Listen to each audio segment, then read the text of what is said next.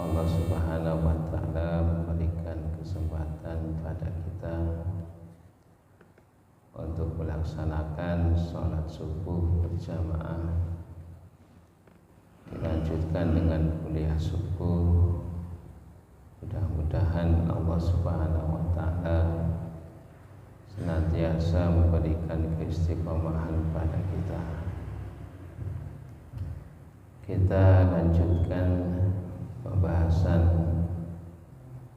hadis-hadis Nabi Muhammad sallallahu alaihi wasallam yang berkaitan dengan babur roja, bab pengharapan kepada Allah Subhanahu wa Ta'ala,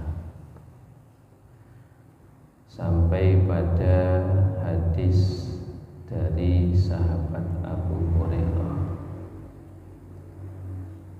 Hadis panjang yang diriwayatkan oleh Imam Muslim. Suatu ketika Nabi Muhammad sallallahu alaihi wasallam, yang diceritakan oleh Abu Hurairah, beliau bersama dengan para sahabat. Ada di situ Abu Bakar, ada Umar bin Khattab, dan juga ada sahabat yang lainnya. Kemudian ketika Nabi Muhammad SAW di tengah para sahabat, beliau berdiri dan pergi meninggalkan rombongan para sahabat untuk suatu keperluan. Kemudian setelah beberapa lama,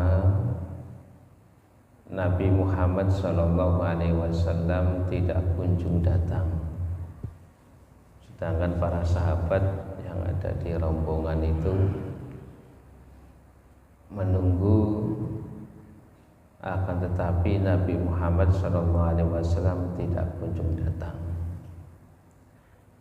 Kemudian para sahabat, sebagaimana yang diceritakan oleh Abu Hurairah, merasa khawatir karena beliau pergi sendirian karena ada hajat. Kemudian Abu Hurairah radhiyallahu anhu dan juga sahabat yang lainnya mencari Rasulullah sallallahu alaihi wasallam. Dan ketika mencari, sahabat Abu Hurairah yang paling depan di dalam mencari. Jadi yang mencari dulu itu adalah sahabat Abu Hurairah, karena merasa khawatir beberapa saat yang lalu Nabi Muhammad pergi kemudian tak kunjung datang. Akhirnya Abu Hurairah bersama sahabat yang lainnya mencari Nabi Muhammad sallallahu alaihi wasallam. Kemudian setelah mencari, Rasulullah sallallahu alaihi wasallam itu memasuki sebuah kebun dari Bani Najjar. Jadi kebunnya salah satu sahabat Ansor. Nah, ketika Abu Hurairah radhiyallahu anhu itu mencari, kemudian beliau itu Abu Hurairah radhiyallahu anhu masuk ke dalam kebun.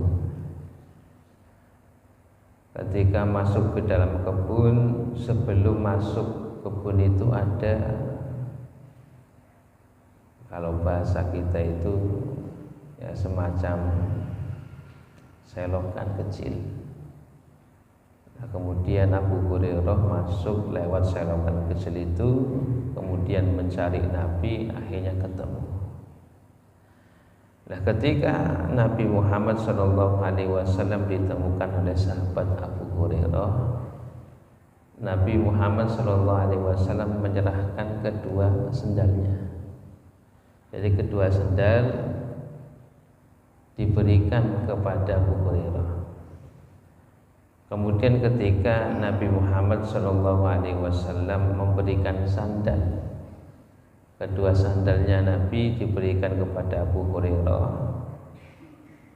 supaya apa? Supaya sahabat yang di luar kebun itu tahu bahwasanya Nabi itu ada di dalam kebun dan masih dalam keadaan sehat, masih selamat. Akhirnya sandal itu dikasihkan kepada Abu Hurairah. Nah, ketika Nabi Muhammad SAW itu memberikan sandalnya kepada Abu Hurairah, Nabi mengatakan, "Idhab faman laqita wara'a hadzal haiti yashhadu an la ilaha illallah mustaiqinan biha qalbuhu fabashshirhu bil jannah." Kata Nabi, "Idhab, pergilah. Nanti kabarkan siapa saja yang kamu jumpai di luar kebun ini," karena kebun itu dipagari ya, jadi dipagari. Kemudian Nabi mengatakan, "Pergilah, dan siapa saja yang kamu jumpai maka katakan dia itu akan masuk surga." Maka kata Nabi, barang siapa yang kamu jumpai di luar kebun ini, dia mengatakan asyhadu an la ilaha illallah mustaiqinan biha qalbuhu, meyakini kalimat la ilaha illallah, maka kabarkan dia akan masuk surga. Nah, kemudian Abu Hurairah membawa kedua sandal Rasulullah, kemudian keluar kebun. Ketika keluar kebun dijumpai sahabat Umar bin Khattab. Nah, kemudian ketika berjumpa dengan Umar bin Khattab, Abu Hurairah menyampaikan, "Ini sandal Rasulullah. Beliau masih sehat, alhamdulillah, beliau tidak mengapa. Cuman beliau mengatakan, barang siapa yang saya jumpai di luar kebun ini, kemudian dia itu mengatakan asyhadu an la ilaha illallah, yakin dengan kalimat tersebut, maka dia akan masuk surga. Dan saya berjumpa dengan engkau wahai Umar, fabashshirhu bil jannah, fabashshir bil jannah, maka bergembiralah, engkau akan dimasukkan surganya Allah Subhanahu wa taala." Apa respon dari Umar? Respon dari Umar itu, Umar radhiyallahu anhu itu apa? Menepuk dada Abu Hurairah. Sahabat Umar itu kan termasuk sahabat yang kuat. Ketika ditepuk dadanya oleh Umar bin Khattab, Abu Hurairah terjatuh. Kemudian ketika terjatuh, Abu Hurairah menangis. Nah, jadi ditepuk dadanya oleh Umar. Umar ini ketika diberitahu oleh Abu Hurairah bahwasanya siapa yang dia temui, kabarkan bahwasanya dia itu masuk surga karena kalimat la ilaha illallah. Nah, setelah menepuk dada Abu Hurairah radhiyallahu anhu itu langsung menuju ke Nabi Muhammad, masuk ke dalam lagi.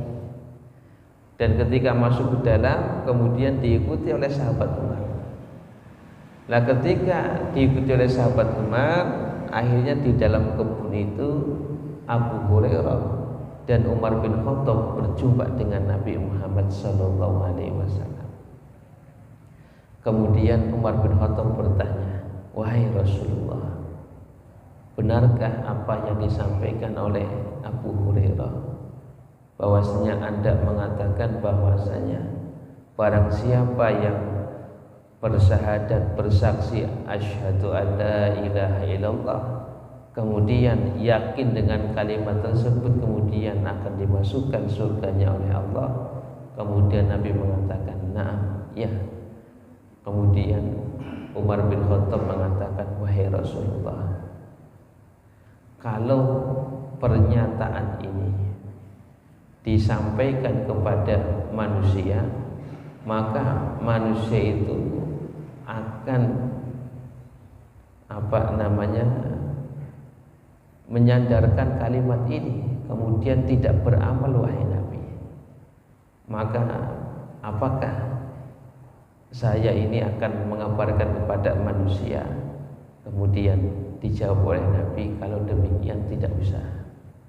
Jadi kata Nabi, barang siapa yang mengatakan kalimat la ilaha illallah, yakin dengan seyakin-yakinnya kalimat tersebut akan dimasukkan surganya oleh Allah. Kemudian Umar bin Khattab mengatakan, wahai Rasulullah, sekiranya aku mengabarkan kalimat ini kepada seluruh manusia, maka manusia itu hanya menyandarkan kalimat la ilaha illallah. Maka Umar bin Khattab itu menyembunyikan kalimat ini kecuali setelah wafatnya Nabi Muhammad SAW. Maka Bapak Ibu yang mudah-mudahan dimuliakan oleh Allah Subhanahu wa taala, dari hadis ini kita itu bisa mengambil pelajaran. Yang pertama, kalimat la ilaha illallah adalah kalimat yang dengan kalimat itu kita itu akan masuk surganya Allah Subhanahu wa taala. Apalagi ketika kita ucapkan pada akhir kalimat kita, ketika kita dipanggil oleh Allah Subhanahu wa taala, maka kalimat itulah yang memasukkan kita ke dalam surganya Allah Subhanahu wa taala. Kemudian Nabi Muhammad SAW menyampaikan, ketika seseorang mengatakan la ilaha illallah, maka harus disertai dengan keyakinan kebenaran kalimat la ilaha illallah, kemudian melaksanakan konsekuensi dari kalimat la ilaha illallah tersebut. Jadi bukan hanya sekedar la ilaha illallah, akan tetapi setelah yakin kemudian menjalankan konsekuensi dari kalimat la ilaha illallah. Kemudian Bapak Ibu yang mudah-mudahan dimuliakan oleh Allah, para ulama menyampaikan dari hadis ini menunjukkan betapa kecintaan para sahabat kepada Nabi Muhammad SAW, sampai-sampai mereka itu mencari, meskipun dalam satu rombongan, kemudian rombongan itu menunggu sampai-sampai mencari masuk kebunnya orang, kemudian menjumpai Nabi Muhammad SAW. Ini menunjukkan kecintaan Nabi, kecintaan para sahabat kepada Nabi. Kenapa? Karena Nabi itu menjadi incaran orang-orang munafik, incaran orang-orang kafir. Kalau pergi sendirian, maka khawatir para sahabat itu Nabi itu diculik, khawatir Nabi itu dibawa oleh orang-orang kafir, orang-orang musyrik, orang-orang munafik tanpa sepengetahuan para sahabat. Maka sampai-sampai Abu Hurairah itu mencari. Abu Hurairah ini kan termasuk yang senantiasa mengikuti Nabi Muhammad, maka banyak hadis yang diriwayatkan dari beliau.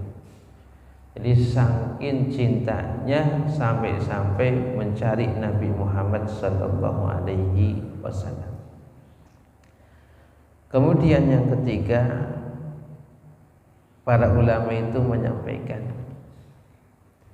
keimanan seseorang dengan keimanan yang benar akan menjadikan seseorang itu masuk surganya Allah Subhanahu wa taala dengan dua cara. Yang pertama, orang yang imannya betul-betul iman dimasukkan surganya Allah Subhanahu wa taala dengan pengampunan. atau kalau di dalam bahasanya itu dengan hisab yang mudah. Allah kasih ampunan nanti di akhirat ketika di yaumil hisab. Ketika seluruh dosa itu dihisab oleh Allah, kemudian seluruh dosa itu diampuni oleh Allah, kemudian dimasukkan surganya oleh Allah Subhanahu wa ta'ala. Atau dengan cara yang kedua, ketika seseorang itu betul-betul beriman, maka ketika dihisab oleh Allah Subhanahu wa ta'ala ada dosa yang menyebabkan dia itu dimasukkan ke dalam neraka, kemudian diangkat oleh Allah Subhanahu wa ta'ala setelah dia itu masuk neraka. Ini kalau betul-betul beriman. Jadi orang beriman itu dimasukkan surganya Allah itu dengan dua cara. Yang pertama ketika dihisab diampuni dosanya, kemudian langsung dimasukkan surga. Kemudian ada masuk neraka, kemudian diangkat oleh Allah dengan syafaat Nabi Muhammad SAW. Nah, kenapa Nabi mengatakan mustaiqinan biha qalbu? Kalau kalimat la ilaha illallah ini diucapkan, diyakini betul-betul, kemudian diamalkan konsekuensinya, maka akan menjadikan seseorang itu dimasukkan surganya Allah Subhanahu wa ta'ala. Kemudian Bapak Ibu yang mudah-mudahan dimuliakan oleh Allah, hadis yang selanjutnya dari sahabat Abdullah bin Amr bin As yang diriwayatkan oleh Imam Muslim. Abdullah bin Amr bin As itu menceritakan Nabi Muhammad sallallahu alaihi wasallam suatu ketika membaca doanya Nabi Ibrahim yang tertera di dalam Al-Quran dalam surat Ibrahim ayat ke-36. Nabi membaca doanya Nabi Ibrahim, Rabbi innahunna adzalna katsiran minan nas faman tabi'ani fa innahu minni wa man asani fa innaka ghafurur rahim. Nabi membaca ayat Rabbi innahunna adzalna, doanya Nabi Ibrahim. Ya Allah, ya Rabb, sesungguhnya berhala-berhala yang mereka sembah, mereka ini adalah kaumnya Nabi Ibrahim. Innahunna adzalna katsiran minan nas, berhala-berhala yang mereka sembah sekarang, berhala-berhala tersebut menyesatkan banyak orang. Artinya menyesatkan banyak orang, menjadikan berbuat syirik kepada Allah Subhanahu wa ta'ala, menjadikan seseorang itu menyekutukan Allah Subhanahu wa ta'ala. Katsiran minan nas. Faman tabi'ani fa innahu minni, maka barang siapa yang mengikuti seruanku, fa innahu minni, maka sesungguhnya dia itu termasuk golonganku. Artinya golongan yang selamat, golongan yang mentauhidkan Allah, golongan yang mengesahkan Allah. Kenapa? Karena kaumnya Nabi Ibrahim, mereka itu menyembah berhala, menyekutukan Allah. Ketika Nabi Ibrahim menyerukan untuk bertauhid kepada Allah, maka sebagian ada yang mau ikut, sebagian besar tidak mau ikut seruan Nabi Ibrahim. Maka Nabi Ibrahim mengatakan, wahai Allah, barang siapa yang mengikuti seruanku, maka dia itu termasuk golonganku, golongan yang selamat, golongan yang mentauhidkan Engkau wahai Allah.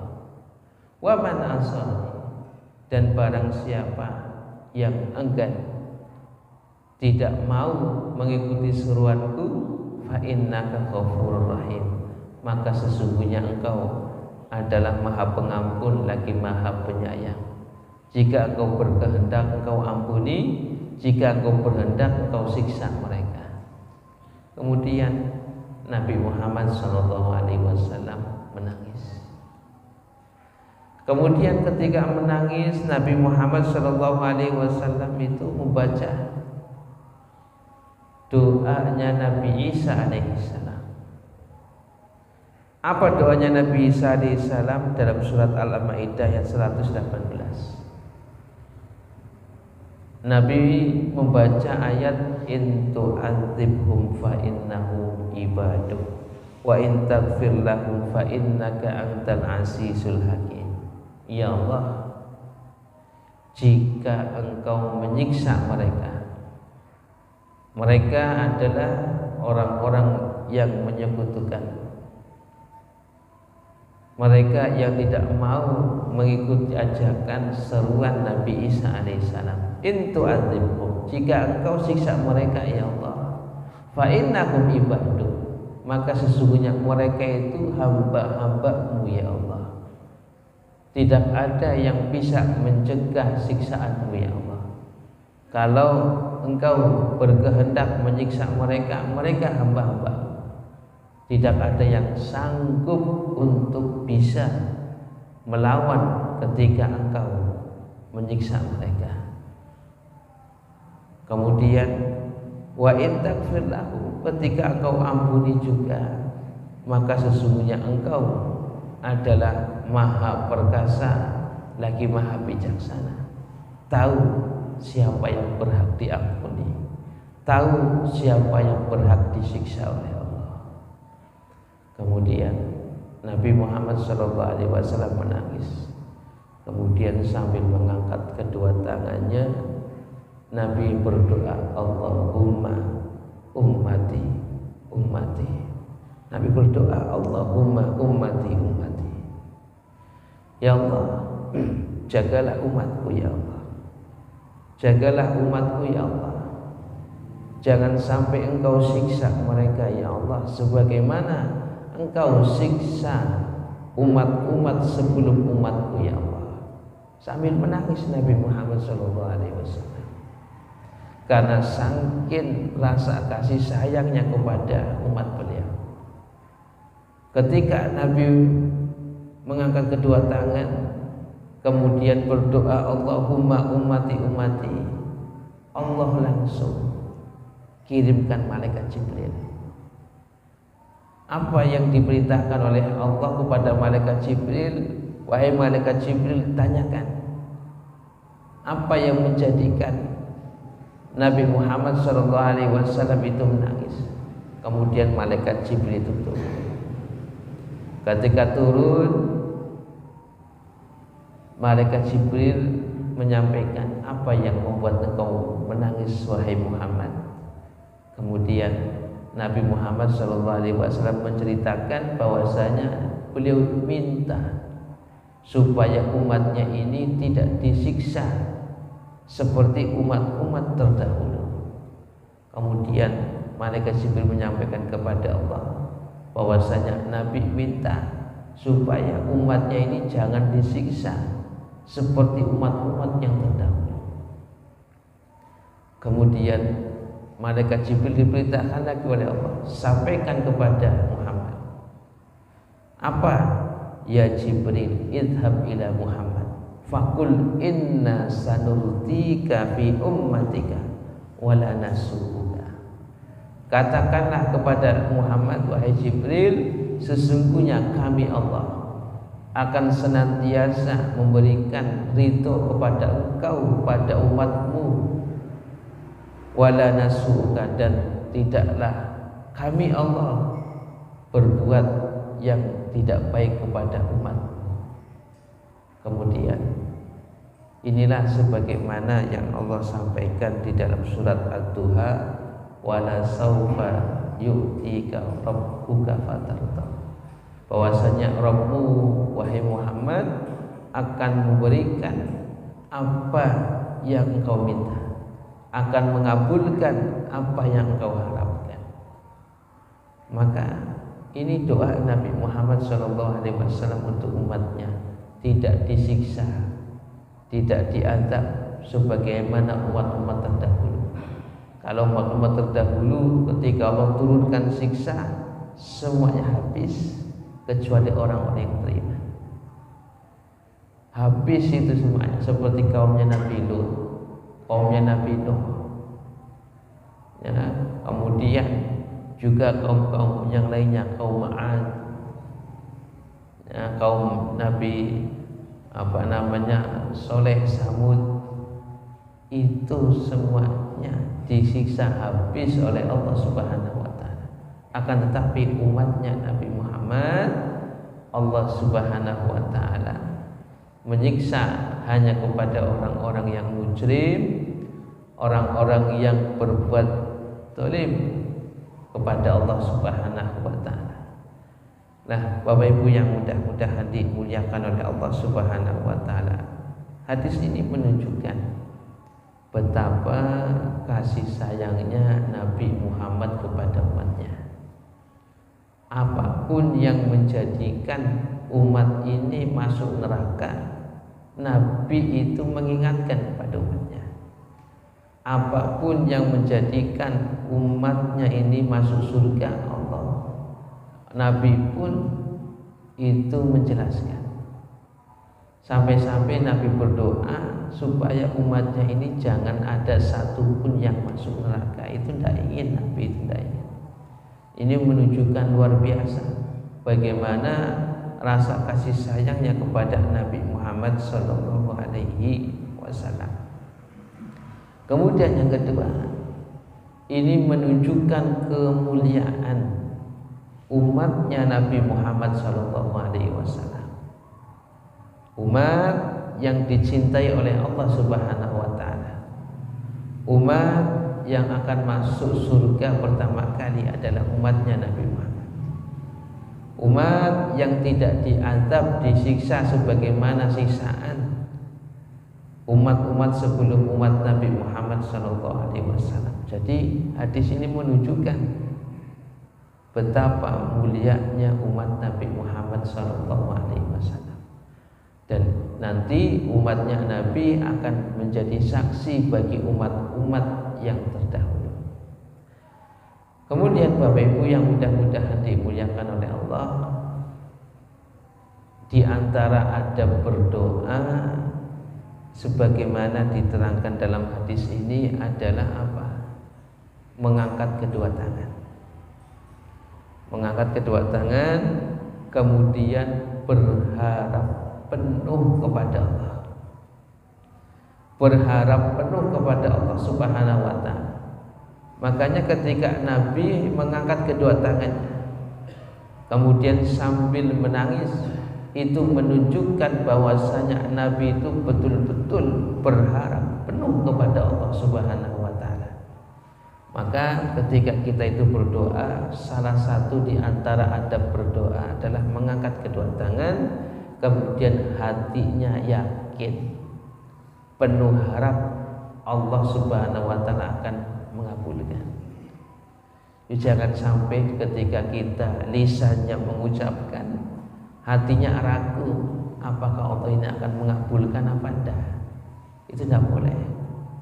Jadi ketika berdoa ya sudah, hatinya itu penuh harap.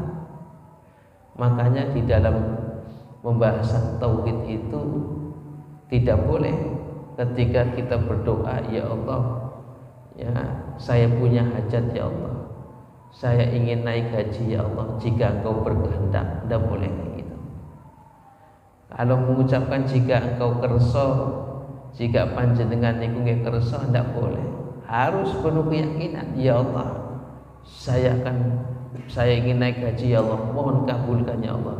Hatinya itu apa? Berharap, dan hatinya itu penuh keyakinan Allah akan mengabulkan.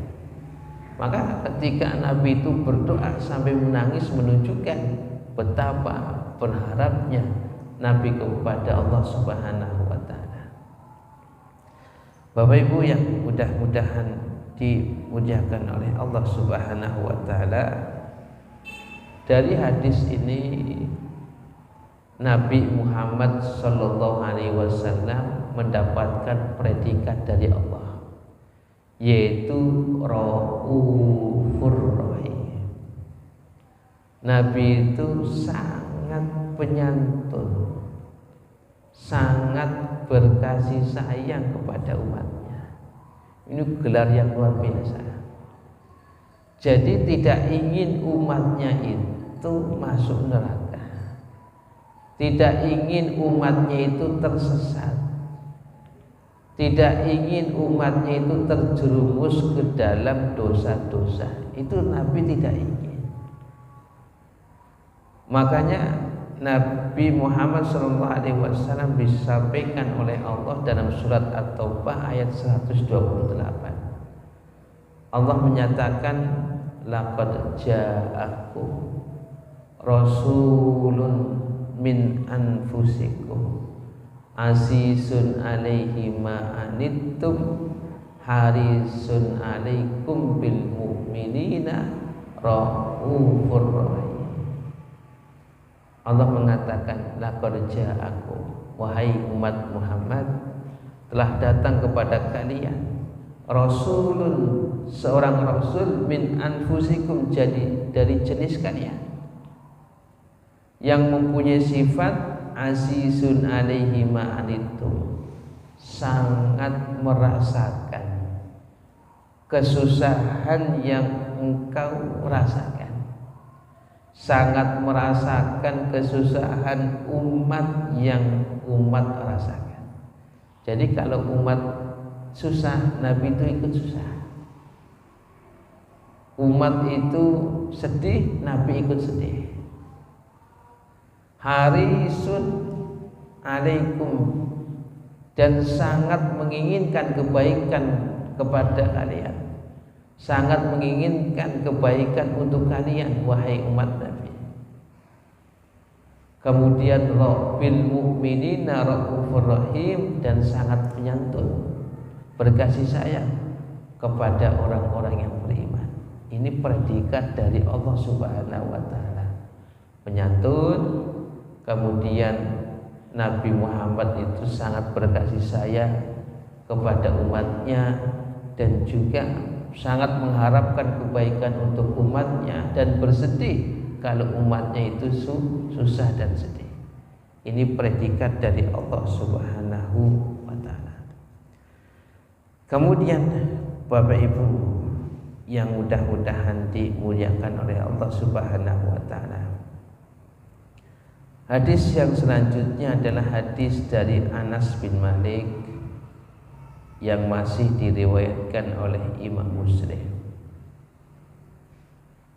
Nabi Muhammad SAW itu menyampaikan, innal kafira idza amila hasanatan ut'ima biha tuhmatan minad dunya, wa ammal mu'minu fa innallaha yadtakhiru lahu hasanatihi fil akhirah wa yuqibuhu rizqan fid dunya ala ta'atih. Kata Nabi, innal kafira idza amila hasanatan ut'ima biha tuhmatan minad dunya. Sesungguhnya seorang yang kafir, orang yang bukan mukmin, orang yang bukan muslim, ketika melakukan suatu kebaikan, ada orang kafir memberikan sedekah kepada orang lain. Orang kafir berbuat kebaikan kepada orang lain, maka kata Nabi, itu akan dibalas dengan kenikmatan yang ada di dunia. Jadi kebaikan-kebaikan orang kafir itu Allah tuntaskan balasannya di mana?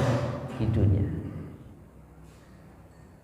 Orang kafir ngasih sedekah kepada orang lain, orang kafir berbuat baik kepada orang lain, itu Allah balas. Balasnya di mana? Di dunia. Di akhirat tidak ada. Jadi semuanya dituntaskan di mana? Di dunia. Ya dengan apa? Dengan ditambah rezekinya, dengan diberi kesehatan oleh Allah, dengan disukseskan anak-anaknya. Makanya jangan heran ketika ada orang non-muslim kaya, orang kafir kaya, yaitu balasan mereka di dunia itu dituntaskan.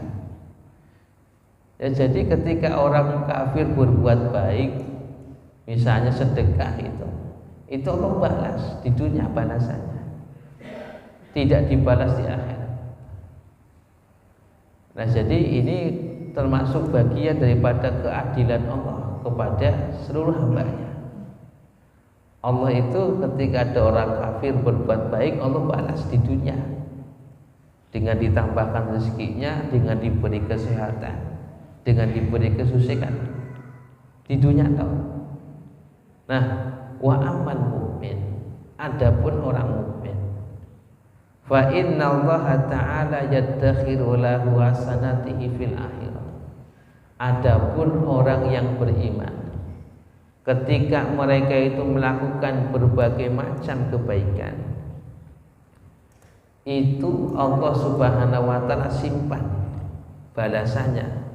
Nanti kapan? Di akhirat. Balasan perbuatan baik kita itu akan Allah simpan nanti di akhirat. Nah, akan disimpan kebaikan-kebaikan kita, pahala-pahala kita nanti di akhirat. Dan Allah akan membalas nanti di akhirat. Wa yuqibuhu rizqan fid dunya ala ta'ati. Dan Allah memberikan rizki kepada hamba yang mukmin ala ta'atihi, karena ketaatannya kepada Allah Subhanahu wa taala. Kebaikan yang ada di dalam dunia ini yang didapati oleh seorang mukmin itu bukan balasan dari amal perbuatannya yang baik, bukan. Balasan Allah itu lebih banyak lagi. Akan tetapi kebaikan-kebaikan yang ada di dalam dunia, nikmat-nikmat yang ada dalam dunia yang Allah berikan kepada orang yang beriman, itu fadlun minallah, karunia dari Allah Subhanahu wa taala. Jadi nanti balasannya di akhirat nanti. Adapun yang di dunia ini adalah karunia Allah yang Allah berikan kepada orang-orang yang beriman. Bukan karena sholat kita, tidak. Makanya ketika ada orang sholat kemudian miskin terus, jadi jangan mengatakan kok saya sholat terus kok masih miskin. Ya kenapa? Nanti balasannya di akhirat. Yang sekarang itu fadlun dari Allah, karunia. Ya kalau demikian, orang yang sholat terus kaya semuanya. Ya makanya Allah, Nabi katakan, kebaikan kita yang kita lakukan, pahalanya nanti Allah simpan, akan Allah berikan nanti di akhirat. Adapun di dunia, kata Nabi, yuqibuhu rizqan, Allah kasih rizki di dunia ini, itu merupakan karunia, bukan balasan dari Allah. Yang bukan balasan dari Allah. Jadi jangan berpikir kalau kita sholat nanti kita jadi kaya. Ya udah. Ya, nanti kalau kita puasa kita jadi kaya. Enggak. Jadi apa yang Allah berikan di dunia ini adalah fadlun. Yang sekarang itu adalah karunia. Karunia itu bukan balasan. Balasan nanti ketika di akhirat. Nah, soalnya nanti akan berpemahaman ekstrim. Nanti jadi hitung-hitungan sama Allah. Jadi kalau saya sholat nanti Allah tambahkan rezeki. Nanti kalau saya puasa nanti Allah tambahkan rezeki. Jadi semuanya yang ada dalam dunia ini adalah fadlun minallah, adalah karunia dari Allah Subhanahu wa taala. Ya, nanti kalau orang sholat miskin terus berarti apa itu? Nah, itu Allah sudah simpan nanti. Ketaatan kita yang sekarang Bapak Ibu itu Allah simpan nanti Allah berikan di akhirat. Adapun sekarang yang kita rasakan berupa rizki itu adalah fadlun minallah, karunia Allah subhanahu wa ta'ala. Nah, makanya di dalam riwayat yang lainnya Nabi Muhammad SAW itu menyatakan, innallaha la yadlimu mu'minan hasanatan yu'ta biha fid dunya wa yujza biha fil akhirah. Allah itu tidak akan menyia-nyiakan kebaikan sedikit pun dari seorang mukmin, itu tidak. Akan diberi balasan nanti di akhirat, dan Allah akan berikan karunia di dunia. Itu sesuai dengan kehendak Allah subhanahu wa ta'ala, supaya orang mukmin itu tidak hitung-hitungan ya. Nanti balasannya semuanya Allah simpan ketika di akhirat. Dan sekarang Allah itu memberikan karunia kepada kita semuanya. Tapi itu saja yang bisa saya sampaikan. Mudah-mudahan sedikit ini bisa memberikan manfaat. Saya akhiri, subhanakallahumma wa bihamdika asyhadu an la ilaha illa anta astaghfiruka wa atubu ilaik. Assalamualaikum warahmatullahi wabarakatuh.